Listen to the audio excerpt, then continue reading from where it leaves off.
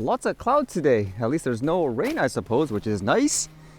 And with that in mind, what did I read today? More news about, I guess, quote, unauthorized drone flying around California and the fires, according to this anyways.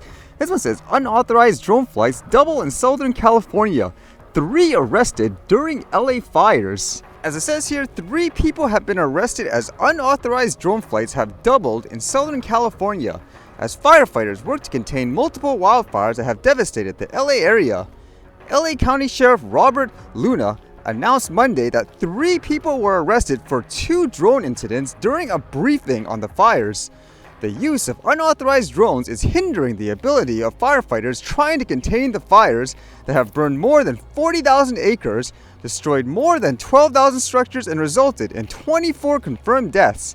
And of course, they also mentioned that other big one in the news where they claimed a drone crashed into one of the firefighting aircrafts where the FBI is investigating it. And as well, in terms of the FAA having all these restrictions, they're telling people, I suppose, don't fly there. And it says California authorities say there have been at least 40 incidents in which unauthorized drones have forced firefighting aircraft to pause operations, putting more lives at risk as the fires continue to spread and firefighters on the ground are left without air support. Because that sounds like an absurd number, isn't it? 40 of them that cause disruption overall? Like, they can't fly because they say we see a quote drone?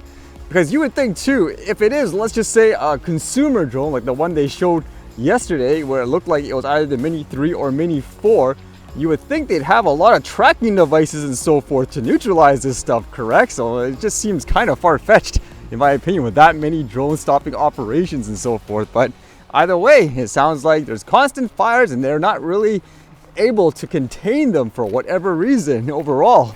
Well, I thought I was reading some other stuff where apparently organizations are using drones to make things more productive and all that. This one says NASA small business funding enables aircraft inspection by drone. A small business called Earth Autonomy developed a time-saving solution using drones for pre-flight checks of commercial airliners through a NASA Small Business Innovation Research Program in a partnership with the Boeing Company.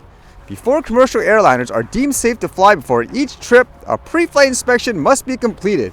This process can take up to 4 hours and can involve workers climbing around the plane to check for any issues, which can sometimes result in safety mishaps as well as diagnosis errors. With NASA and Boeing funding to bolster commercial readiness, Near Earth Autonomy developed a drone-enabled solution under their business unit Proxim that can fly around a commercial airliner and gather inspection data in less than 30 minutes. The drone can autonomously fly around an aircraft to complete the inspection by following a computer-programmed task card based on the Federal Aviation Administration's rules for commercial aircraft inspection. The card shows the flight path that the drone software needs to take, enabling aircraft workers with a new tool to increase safety and efficiency. That's kind of interesting to think about too, because if it's just a drone flying around the stationary aircraft and all that, wouldn't there be more productive or quicker solutions per se if you just had some stationary cameras quickly point at the aircraft in all directions and get a quick scan of sort? Wouldn't that be better overall? For example, if you put it within a building afterwards, let's just say you park it, imagine if you have something indoor with all these scanning devices to quickly determine, okay, it's air ready and so forth. I've never maintained like a huge airplane like this before, so I wouldn't know, but yeah, I always think something like that would be a lot more efficient, isn't it? But with that said, more places using drones for war and stuff too. How about this one? It says Sweden's race to develop drone swarm tech. Sweden will test new software it has developed to coordinate up to 100 drones in so-called swarms as Russia's war in Ukraine gives rise to new battlefield tactics. Drones have long been an important part of intelligence and reconnaissance for modern militaries, but the war in Ukraine has turbocharged the development of drone technology and tactics, making their mass use for everything from surveillance to targeted strikes a critical part of modern warfare. And with that, they go into detail on how places like Ukraine develop drone production facilities, I guess to quickly crank them out for the war and so forth. But with that said, it says, instead, Sweden is focusing on developing software that can be used for any type of drone in the future. Lindfors said, with the software, drones can patrol roads, gather and transmit surveillance images, identify hostile targets, and return to base for recharging without operator intervention. While initially designed for reconnaissance, the system can be easily enhanced to enable drones to carry payloads, including bombs. This development has worried humanitarian organizations such as the International Committee for the Red Cross, saying, quote, "The loss of human control and judgment in the use of force and weapons raises serious concern from humanitarian, legal, and ethical perspectives." That's a point that's been brought up a lot just with things like AI, for example, developing, where they'll develop a mind of its own and then they'll use these weapons against, let's just say, people in general, even if they're innocent. Would that be something you'd be concerned about? I remember reading a story actually where I believe it was ChatGPT or something like that, where they wanted to shut it off or something like that, and when the program realized that's what was happening, it self-instructed itself to try to keep itself alive or something like that. So can you imagine that being the case for stuff like this when it comes to weapons and drones?